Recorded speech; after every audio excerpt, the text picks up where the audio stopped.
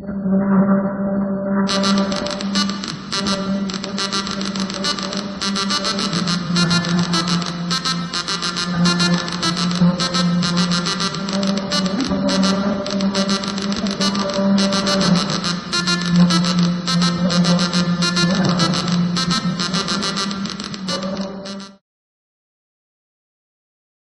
with it. I just finish my story. Sure. That was in 1986 that occurred. And in the early 90s, Tom Henderson was handling marketing for Q-Sort. I had, by that time, a commercial version complete with printed manual and everything. And he arranged a radio interview for me over the telephone with the business network.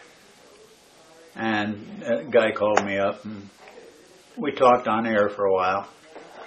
And then he finally finished. We were talking about Q-Sort. And we finally finished talking about that. And, he went to commercial. And he said I could stay on the line and listen for a while. They were going to have some call-ins. And some guy called in. Turned out to be the same guy who had met me in Colorado Springs and was so impressed with me that he had to call in and say, I know that guy. I met him in Colorado Springs. I remember walking into a room in Cincinnati. Now, you've never seen me in the old days, and you've never seen me with hair either. I was going to say, this is all new to me. I'm a Buddhist monk. And I have been since the early 70s. When I moved to St. Louis, I grew hair because down here, having tattoos and an earring and a motorcycle with a shaved head gives the wrong impression right off the bat. Yeah. You see, in Wisconsin it didn't matter, but I wore a black Stetson all the time because I got horses, and I remember walking into the room in Cincinnati, and my hat is on the chair over there. And I'm sitting over here. In fact, I was talking to Ben. And somebody says, the old frog's around here somewhere. And I'm waiting, they said, how do you know? He said, well, there's his hat. See, they knew me by my hat, but they didn't know what I looked like. They just knew that I had that black hat, and the guy in the tall guy in the black hat, that was the old frog. That was how you could find him. And I realized that if the hat had gone to the meeting, I could probably have avoided a lot of bloodshed. Yeah, you could have. Absolutely. Did you pay much attention to when Boardwatch comes on the scene? Is that? I never subscribed. Boardwatch magazine. I purchased an issue or two when it was on the newsstand. It wasn't on the newsstand very long. It was mostly a straight subscription. I never did subscribe. Okay. There's a PhytoCon in 1991 that's held, and it was held in Colorado Springs. And Boardwatch creates one BBS Con a year after meeting all those people in that Rogues Gallery picture you saw. And they schedule it for the exact same week in the exact same town as PhytoCon. And this concerned some people because it looked like they were piggybacking on Phyto's success to say, oh, and while you're in town. Well, he was. Well, it wouldn't be the first organization that's pulled well, he off was. Like the guy that was writing Boardwatch he was at Washington, he was at Cincinnati, he was at the Alternet convention in New Jersey, where we had the first Phytonet Olympics, complete with a hard discus throw event. The guy from New Hampshire won, and but he was promoting the whole notion of these commercial conventions that he was going to. He saw all these people that bought all this hardware, and he saw himself as having been able to found and find the next Comdex, and he was going to be the linchpin of that. And it didn't work out, obviously, but that was where he was at. Yeah, he's still doing them. I think you're thinking of Phil Becker, because Phil Becker. No, Phil wasn't. Really, Jack. So it was Jack Rickard. Jack Rickard, that's the name. Okay. Yeah. Because Phil mentioned being Phil was there with Bob Hartman at one of the FIDO conventions. That's what he was. He was. He was on the East Coast. Yeah, Yeah, he said it that was New Jersey or Cincinnati. right. That's the one he described as an ambush. Like he couldn't even believe what happened. That's what Yeah. he said. It was like amazing. It was like everybody. The way he described it was that everybody was primed to scream before the first word. Right, before they got there. That was Cincinnati. Yeah. That was Cincinnati. I also, by the way, don't want to focus merely on Washington was pretty much that way too. Yeah, Washington was just a warm-up. Well, the Europeans renamed us FidoNet. FIGHT-O-net. And they, you know. For once, they were right. And they were absolutely right. I also, by the way, don't want to have to. I mean, I'm focusing or mentioning the conflicts and the politics because it's very interesting that a program of interconnected, BBSs would cause all of this. Yeah. But are there other things where there were real triumphs that you also want to talk about? Fossil. And I think that was, to me, I thought what these guys did was amazing. And I'll let them go into the details. But and again, it's a shame you can't talk to Randy Bush and because he's the one who actually documented all of that. But once they got done, and I'll let these guys go back and talk about it after. I took the whole thing, packaged it up, and first I did a mailing to all the other bulletin board. I went to the library, researched bulletin board software, found out who all the developers were, found out what all their addresses were, and one of the things I did with the IFNA dollars was did a mailing of that document up to all of these individuals. Then I picked up the phone and started making phone calls. And what surprised me is most of them were very nice, very interested, and I guess it took over a year, but a lot of them were receptive, some of them were uninterested until much, like RBBS, and some of them, their users pushed them because all of them wanted to be able to send and receive mail, and most of the bulletin board software, didn't have that feature. And again, I think that's probably one of the more important things that these guys implemented. I put it out there, and I know it had a positive effect, and is probably still FIDO Opus C-Link serial interface layer. yes. Standard. They wrote the standard. They documented. They wrote it. And we had to do that. It. Yeah. We did it in self-defense because You were doing commercial. Yeah, TJ had the FidoNet interface that ran and then pulled up Fido for when it was a bulletin board, and then ran back to the net. Okay.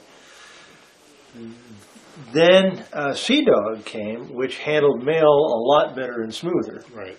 and also ran Fido. And the big asset for CDOG was the fact that it did streaming protocols. At 1200 baud, whether you stream or not, and over landlines, whether you stream or not is irrelevant. You don't save much.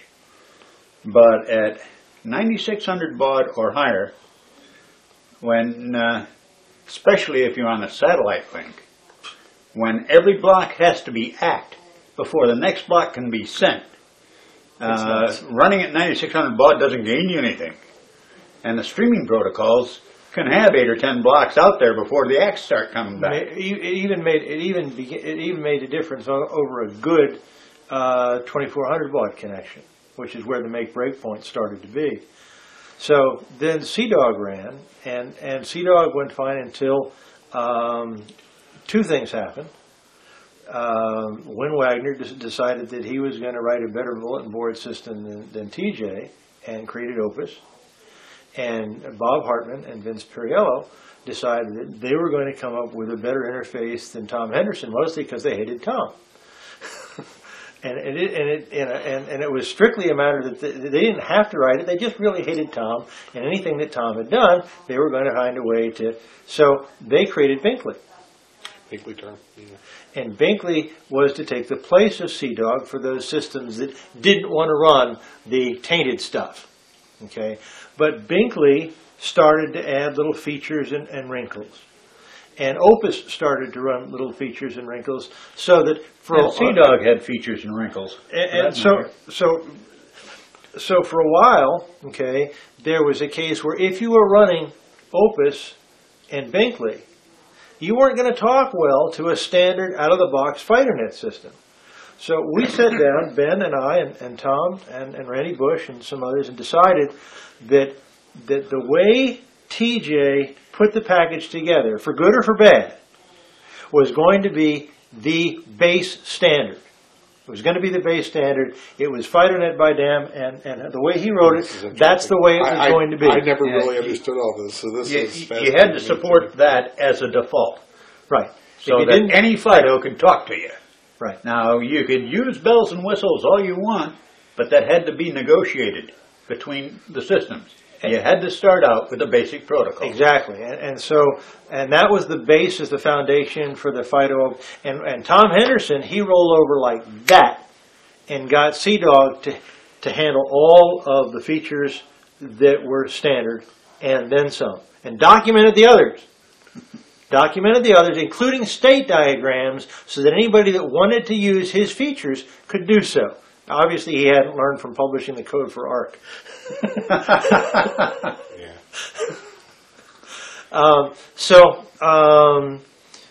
Then the wars broke out. Why do we have to be like that? Well, you can't be in the node list unless you're compatible, and that's when I became the standards Nazi.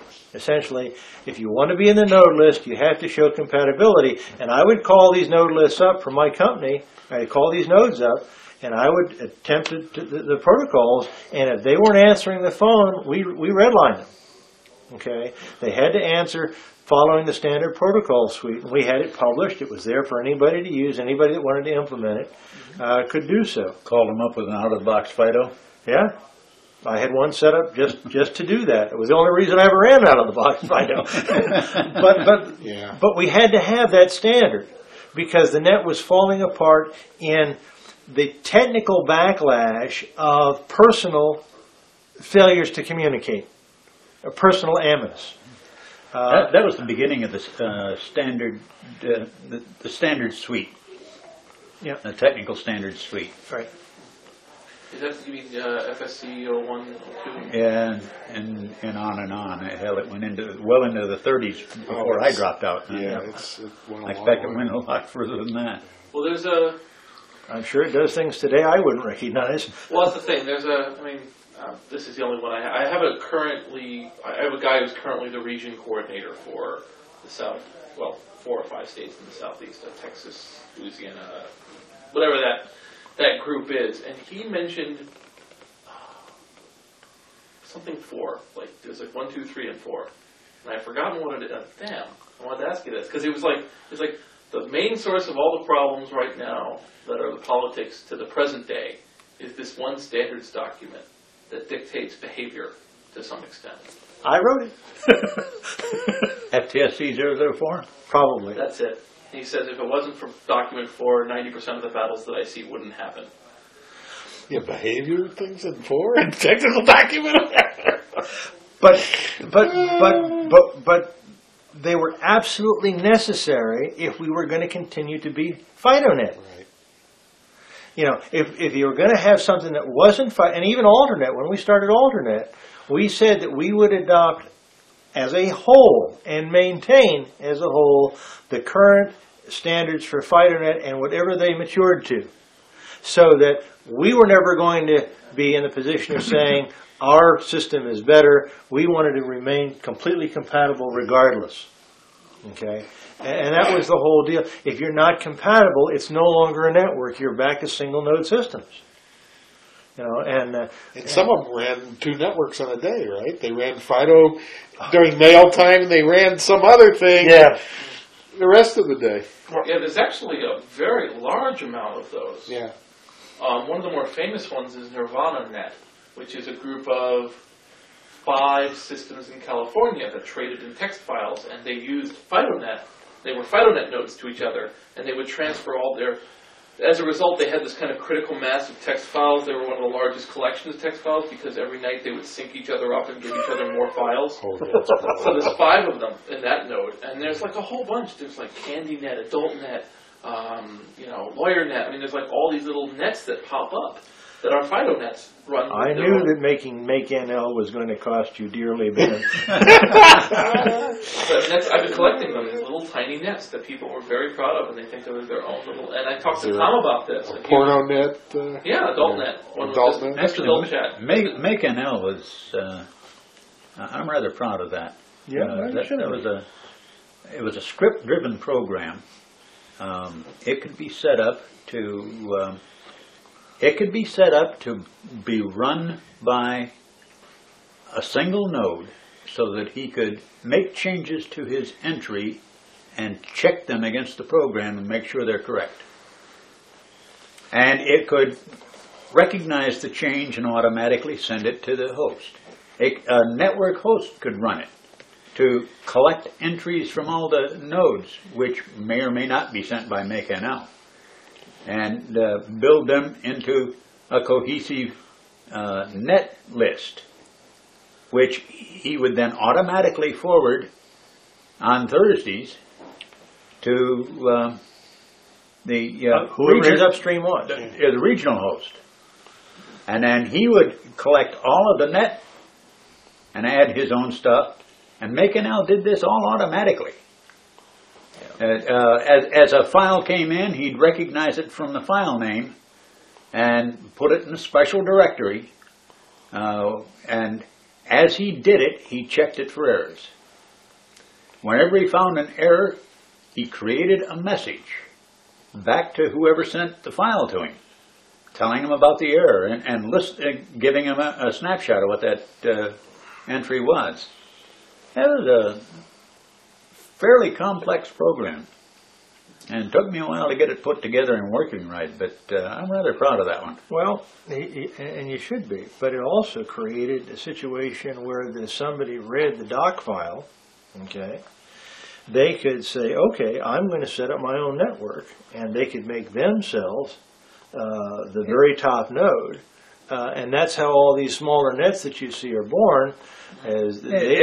It was designed that way, and in fact, back in the early days when we were still hand editing the node list, we recognized the existence of private nets with perhaps one node with an entry in the node list, and that node would handle feeding messages through. Well, I know at least 2 Fortune 100 companies at the time that were involved in that, strictly for their own inter-office mail. Because I helped set them up. Yeah, I was asking Tom. Which Tom? Tom Jennings. I haven't talked to Tom Henderson yet. Okay. I've only talked to him by email. All right. I haven't even gotten on a phone with him.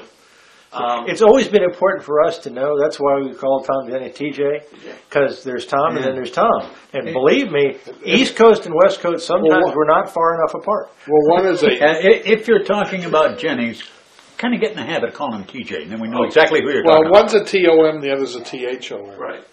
Well, TJ. But they're pronounced the same. Wow. When I was talking to TJ, one of the things we can't see the spelling when you're talking. You're correct. It's silent. When he, I was trying to describe the current event to him. The current, this as an example, the current one where the Canadians want to split off Zone 1A because they said that Zone 1 sucks and doesn't understand the Canadians' needs. But what interested me was that Europe wanted to split off. Remember that? They basically, they went off on a couple different things about that. But one theme which I really picked up was, Tom would have wanted it this way. In other words, there was this real portrayal of him as almost, messianic figure, and this, you better repent. Tom's going to come back, and he's going to agree with us. And I just never bring it up with Tom, and his immediate first reaction was that, which is really funny on film. But but then he said, "But you know what? They're right. They should be able to split off their own FidoNet and do whatever the heck they want and go do their own thing." He did a lot to promote that messianic image. Now, you're talking to him, and this is 20 years later, okay? And we've all hopefully grown up a little bit or changed in a number of ways, but there was no stronger supporter of the messianic image of TJ than TJ. Right. Yeah. Absolutely chaos. It was like, yeah, I'm saying this. Let's hear the applause from the wings. That's what I'm saying. And Lord love him. He deserves kudos for what he did. There's no question about it. And I like the guy. I'd even sit down and eat a friendly dinner with him. We did. Nora and I had Thanksgiving dinner with him. Well, but in '84. But the image of him as the rebel against the establishment, okay, became part of the subculture of FidoNet in such a way that it lent to the destruction of FidoNet. If there hadn't been so much, well, this is the way TJ would have wanted it, the flame wars and the wars against Henderson, all of those other things, these people that destroyed FidoNet and IFNA did so under the guise of supporting TJ's dream. I think I'm going to argue with you a little bit, Rugen, when you say that TJ was the biggest supporter of the messianic image. I think Randy Bush was. Randy Bush was the one who exalted TJ and placed him on the pedestal. And okay, and I won't argue, but Randy didn't say a lot about it. I'll grant you, TJ liked the idea and he promoted the idea. But and he put it in words. The big promoter. Yeah, the big promoter was Randy. Yeah. Okay. Yeah. And Randy was in charge of the FTSC. Initially, yeah. Yeah, Tom gives a lot of credence to Randy because he, uses his. He had some previous skills that did well to making FTSCs readable. He did marvelous beginning work in FTSC, and we wouldn't have had an FTSC if it wasn't for the work that he did. He was the documenter.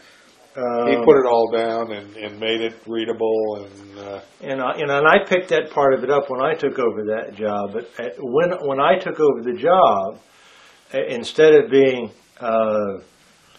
90% technical and 10% political, it became at least 50-50. And at that time, I coined a rule that is still found on my webpage, if you look at it, the Big 5-0, which says, the technology is easy, it's the politics that's hard. Yeah. And FidoNet created that rule. The technology is easy, it's the politics that hard. It's not a rule, it's a maxim. But the technology was easy. Yeah. It really was. That's like the t-shirt they have with the OSI layer with all the different sockets, and you can actually buy ones that have the additional political layer on top. They take it to an extra layer. So it's the technical and then politics. Politics. Oh, yeah. Let me think. That's wonderful. Yeah, that's, But it's one of those things, you walk around with that shirt, about 9 people get it, for all the times that you wear the shirt. I'll buy one. I know, was there any point in Fido's growth that really surprised you? And by that I mean beyond, after the growth, gee, we're busting at the seams on this small node ability because the memory constraints and stuff. Is there a number that hits while you're involved with Fido that really surprises you, like 10,000 or 50,000 or anything like that? Is there anything where you were like, wow, that didn't go by? The growth never ceased to surprise me. On reflection, it seems like we were going up 4 times a year, on average. We went from 25 to 250 the first year, which was 10 times growth. After that, we went from 250 to 1,000 in a year. We went from 1,000 to 4,000 in about a year. And I lost track after that. Yeah. What always amazed me was, yes, we had attrition, but it wasn't near as high as I thought it was going to be for what you had to do to maintain a board, keep it up, and keep it rolling. I mean, the people who got involved with FidoNet were dedicated and really interested in if they put the effort into setting it up, they wanted to keep it going. Yeah, I think that's the reason I burned out so early is I am not and never really was a bulletin board sysop.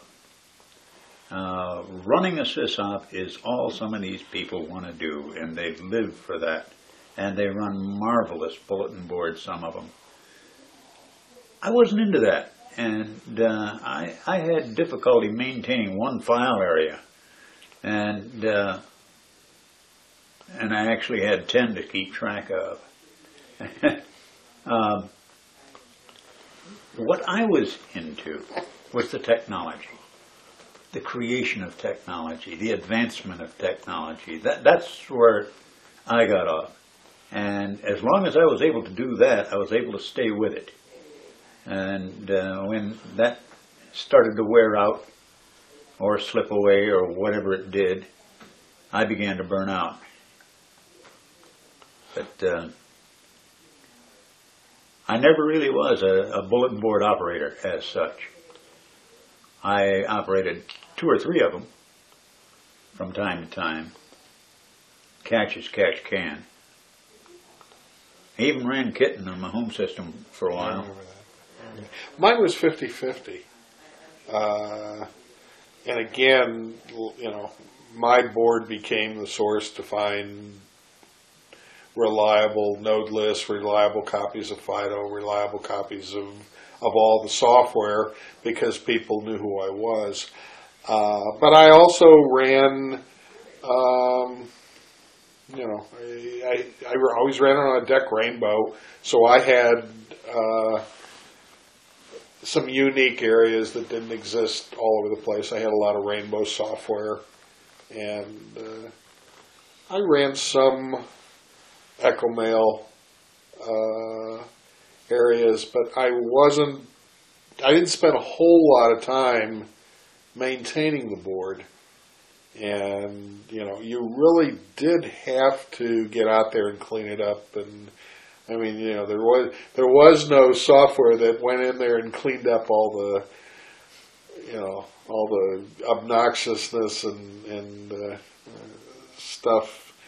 And it took a lot of time, and people demanded and wanted to be responded to.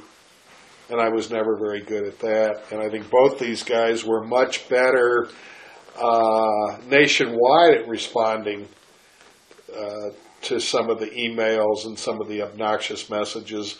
My preference was just to I wanted to maintain the node list. I wanted to take care of the sysops, the regional coordinators,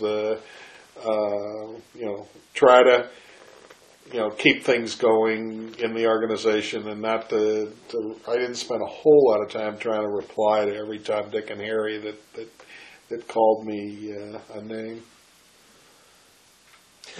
Yeah, my take on it was a bit different from either of them.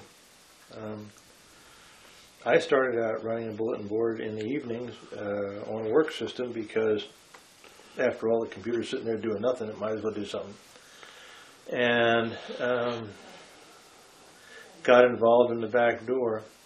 I was in the computer business and believed in the computer industry in the early days because I always told myself that some of the software, some of these systems were going to make a difference in somebody's life. If we did our jobs right, people who understood the technology and we shared it, we taught it to others, and we made the technology as available as we could to people at a fair price, then that somehow this was going to, become, and I hate to say the term magical, but it was perhaps magical thinking. That some kid in Dubuque who was going to end up being a farmer would instead write a program on some of the stuff that we created or made available that was going to change how people lived and how people thought, And my take on it really was that which is why I was so tickled at what you said about Kosovo and so forth. My take on it really was that hopefully that we would have reached some kind of technical critical mass and really do make a contribution to the betterment of mankind.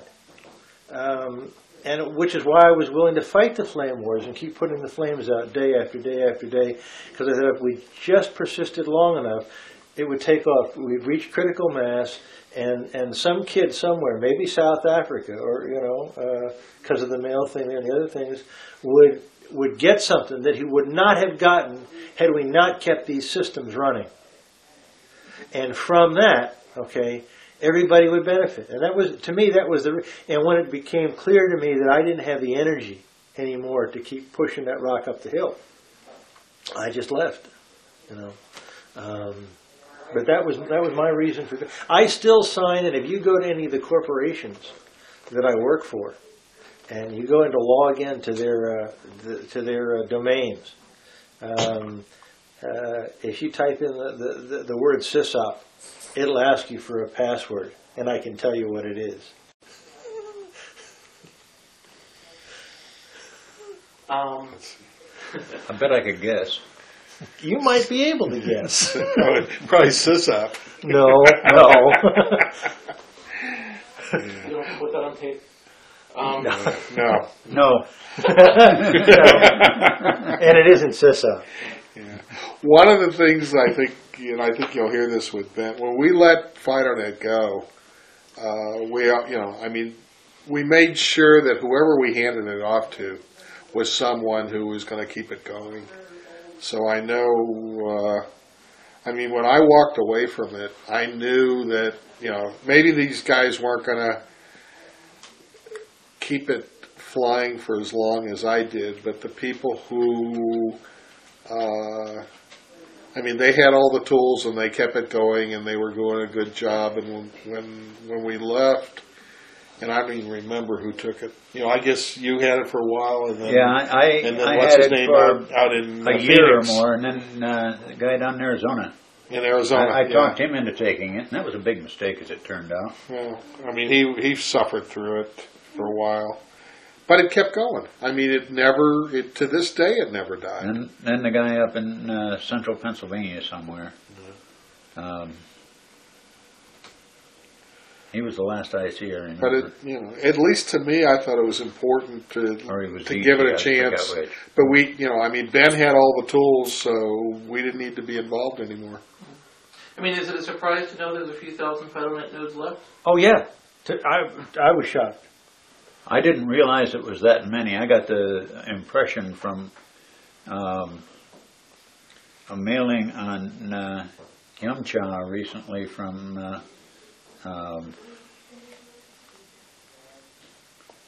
His name has slipped. I'm getting old. Really? Shinky. Yeah, Carl. Yeah. He still had one up. He posted a message just recently, a long one, telling what he's been up to. Interesting one, but he talked about finally giving up the reins of the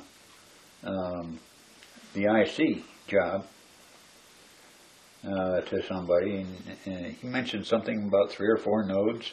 And I said, "Gee, gee." But the vast majority of them are in other countries. They're in Africa. They're in Asia. They're in the amazing thing what we did over here. Our phone system is top notch over here as compared to what they got over there, and they don't have high speed and a lot of what we got there. So they're still, many of them, that's the only way they can communicate. And for that, I feel good. I feel like we did something for all those people that wouldn't have another solution. Right. Yeah, it just requires a phone system. And and the thing is when I talk to people about this, how they run software like this. You know, the telephone company knew we were there. Came the mail hour, they could see us. Oh, yeah. Oh, yeah. Yeah. The usage would jump up, come the mail hour, and then drop off again. And they also knew me. I worked for Western Electric. I mean, they knew exactly what I was doing. I knew some of those guys. They were running systems themselves. Yeah. They loved it. Yeah. What was I going to say? I mean, there aren't many American. There's a controversy that rises up relatively, like in the 90s about whether or not to allow FidoNet over the internet, because and the thinking is, what if the internet goes down, then we're screwed. But because then they're like, well, you're not really.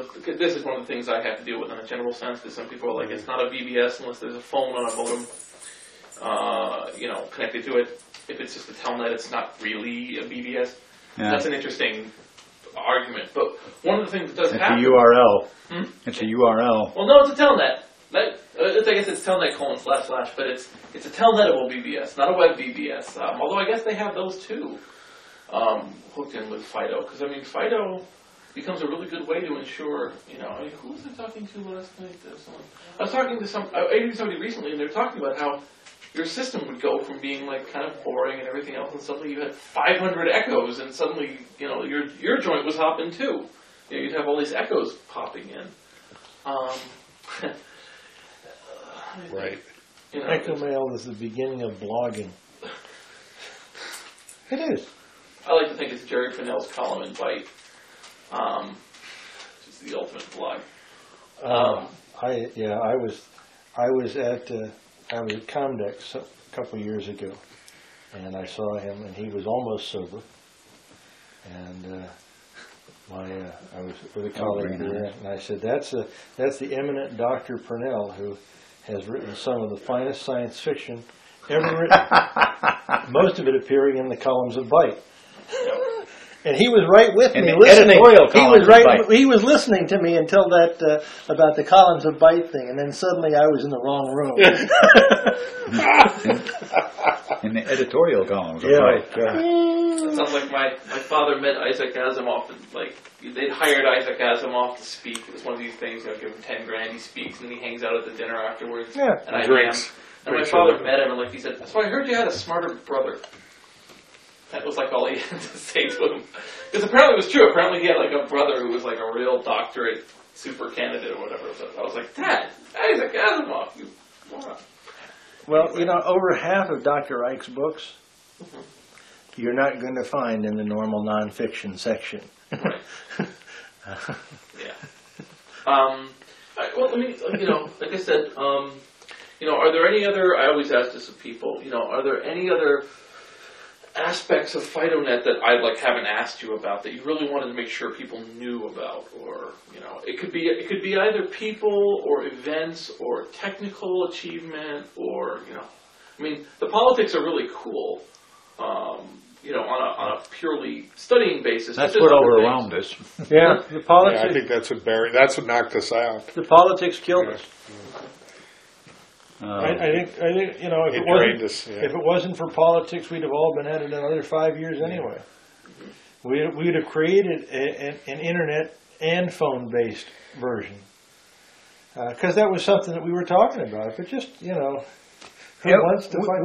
We'd already made some progress in that direction, or Hartman had anyway, by building a bridge from FidoNet into originally Usenet, and then into internet. But all you had to do was send them a message, and there was a special thing that you put in your first line to indicate addressing on the net, and he'd pass it over and send it on. Yeah, there's a couple things like that. There's actually still postings on Usenet from FidoNet. It's fidonet.co.za or something. Yeah. Comes in from there. A lot of that. That's what one of the things that's really funny would be with FidoNet, like I said, I talked to different people, and for you, FidoNet peaks probably sometime in the 80s, and for other people it's 1999, and for some people it's like never peaked. One of the things that always irked me, when he applied for the URL for FidoNet, he set it up as FidoNet.com, which was inappropriate. .com says commercial, and FidoNet never was commercial. Should have been FidoNet.net or .org. Yeah. Depending. Somebody got .org, and there was a huge cranky battle about that too. And there was a huge cranky battle about Russia because Russia had modified, the Russians had modified the documents where, of course, where it said, trademark by Tom Jennings, they would under, not that it matters here, and things like that. so they would have these. That must have drove him crazy if he knew about it. The whole dog with diskette thing. Yeah. Again, just that whole. You have it's such a. Because one of the things that really strikes me also about FidoNet is much in many ways like the Boy Scouts. Everyone remembers. It's a social disease. Yeah. It is absolutely. God, I never heard it said that way before, but you're right. I mean, some of the best friends I've had for the longest times. I still have friends coast to coast.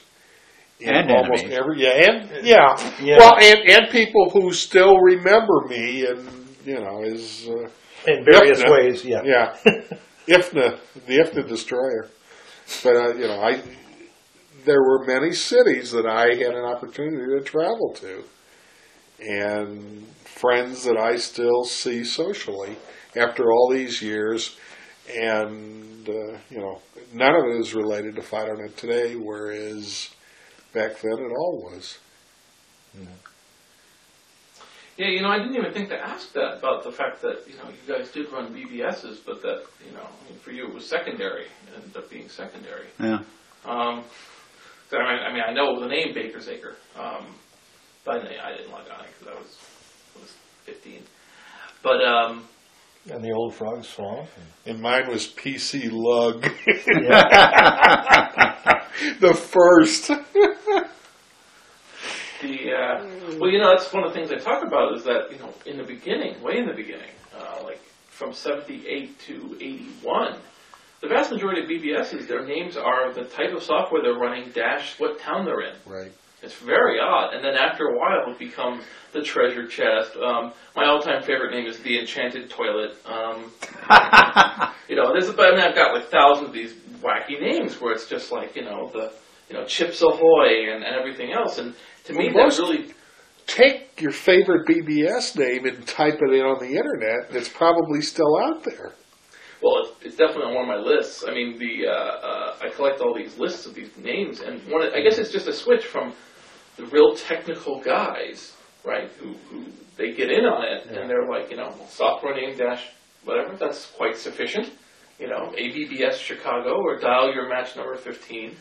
And then by around 82, 83, when they start having modems coming in for Christmas, people put up their board. Now it's the fun, fruity, happy-go-lucky stickers on the side BBS that, it's a different group of people, and they don't agree with the technical people who are using them to trade computer information. So it's an interesting. Have you ever gone to Chicago and talked to Ward? Yes, I went to Chicago, talked to Ward. Ward gave me roles from the first 3 or 4 months of the BBS that I've been typing in. So I'm transcribing these messages that were written in '78. And it took 2 years, but I got to talk to Randy this trip. Cool. So, Randy's got a lot to say about Ward, too. Randy Bush? No. Randy Seuss. Randy Seuss. He told me a great story about the gun and the paper. He was with...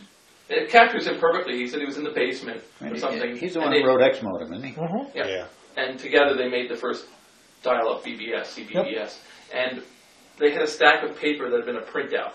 And Ward was like, we should have done it with the whole paper. We need to put it into a binder. And Randy whipped out his gun and went, bam, bam, bam. Like, it's ready. And that, Ward didn't come and visit for, days. This is from Randy. This is Randy's story. Yeah. Bam, bam.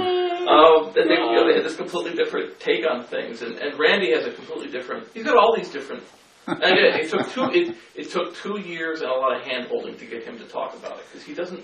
No. You know, whether or not he's putting up a front or not, he really puts on it. It's kind of like he worked on it hardware wise. Ward Christensen? Yeah. No, not Ward. Ward will talk about it quite happily today. Ward got really ripped, though. You have to understand, Ward was working for IBM on their mainframes. Still is. When they got into these, is he still with them? He's still at that job now. He sells different things. Yeah. When they started doing PCs, they never talked to him. The one time IBM acknowledged that he knew anything about PCs, they took him to Chicago Comdex, and they had him trying to get what's the name of that operating system that didn't work? IBM. OS2. OS2. They were trying to get an OS2 communications program working. Now IBM, OS2 was really nifty stuff. The core of it was really good. The problem is that when IBM went to finish the development, they had fired all of the staff of the people that were doing the hardware drivers for everything in the world. So they had an operating system with no driver. It wouldn't talk to anything. It didn't know how to talk to anything. Yeah. And they were trying to get this thing to run. They had this big demo, and they brought Ward in to try and get this communications thing working. And he spent 6 hours trying to get X modem to run on OS2 and couldn't. And I said, this is the guy that invented X modem, and he can't get it to run. How are they going to sell this shit? They didn't. Yeah, I mean, absolutely did not. when I asked Ward, Ward mentioned to me his only 2 regrets. Was one, he did not have an entrepreneurial spirit in him, so he never made any money on it. Not he doesn't regret he doesn't make the money. He just regrets that he just wasn't kind of the person who would make the money. Yeah. And his other one was that he used checksums instead of CRC with X modem. Yeah. That he thought that was the biggest mistake he ever made, especially Actually, considering... X modem used CRCs. He wrote Modem 7, which used checksums. Right. And and I was involved with the 1K X modem algorithm. Me and a guy in California who ran a little board down there. That was somebody's clues. That wasn't Christensen's. No, but that was the new one, because the first Of course, one he was published the sources. Anybody could write. The first one was block by block. Kim somebody down in Los Angeles, Hollywood board, and Kim Levitt and I put together the algorithm for the 1K block CRC routines. Okay. That later became Z modem. Ah. Chuck Forsberg's Z modem? That later became Z modem. I've already interviewed Chuck, so I can't go back on that one.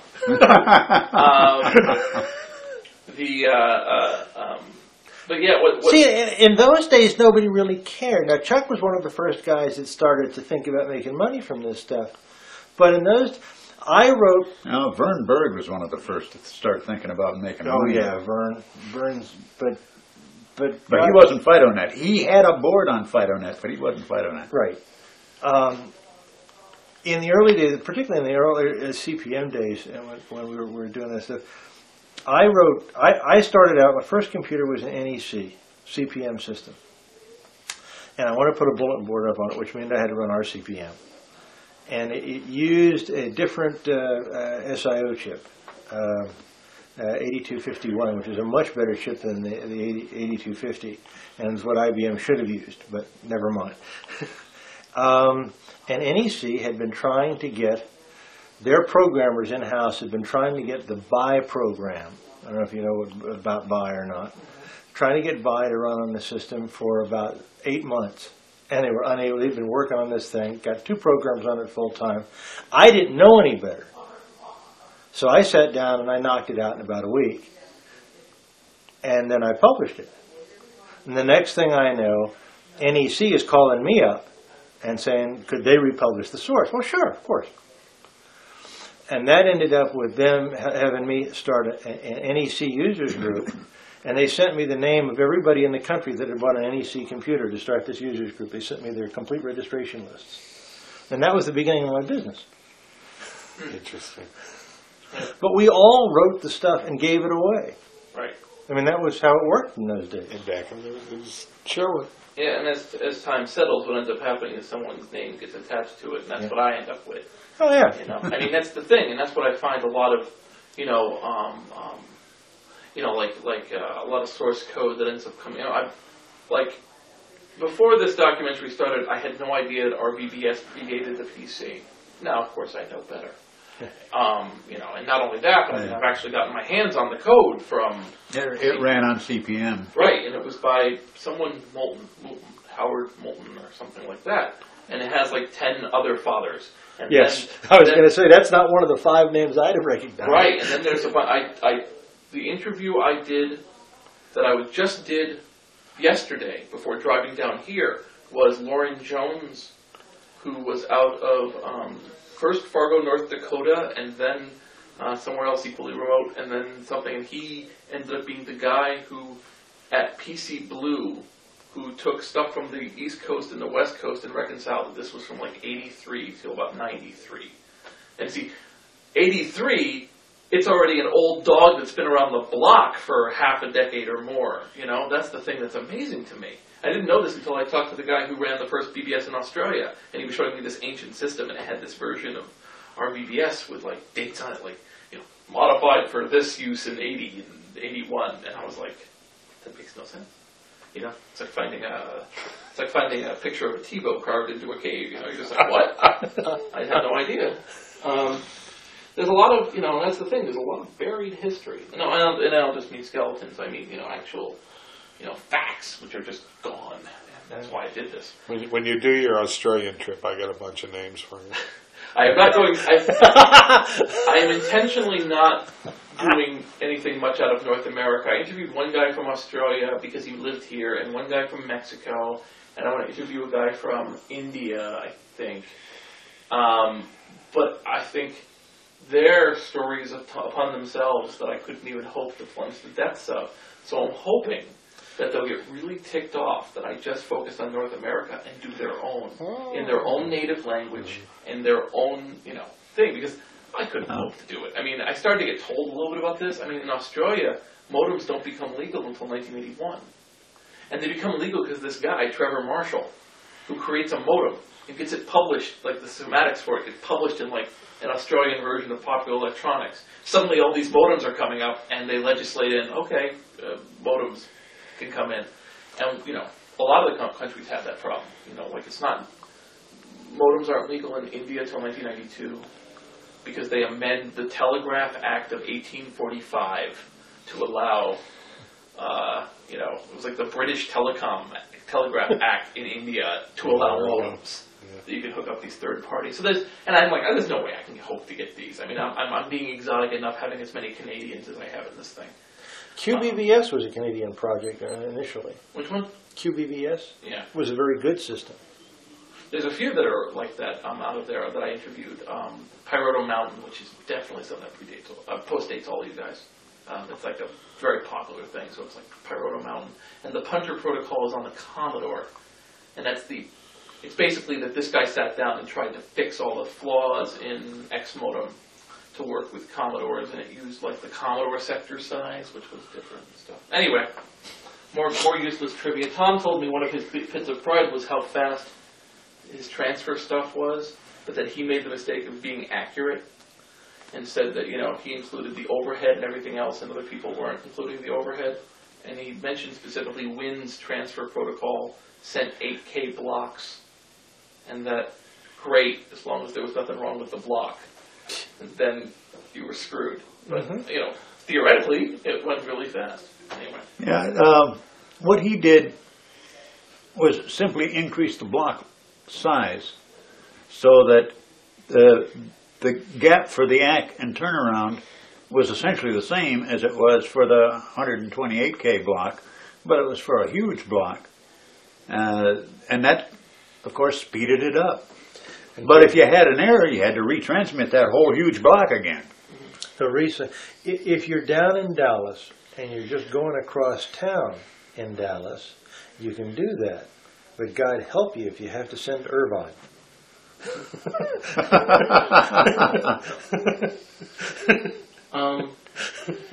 So with this tape running out, like I said, I figured the 1 more hour was going to kill you. So if there was any You other... only have 1 hour on the tape? 1 hour per tape, yeah. You need to use longer checksums. Yeah.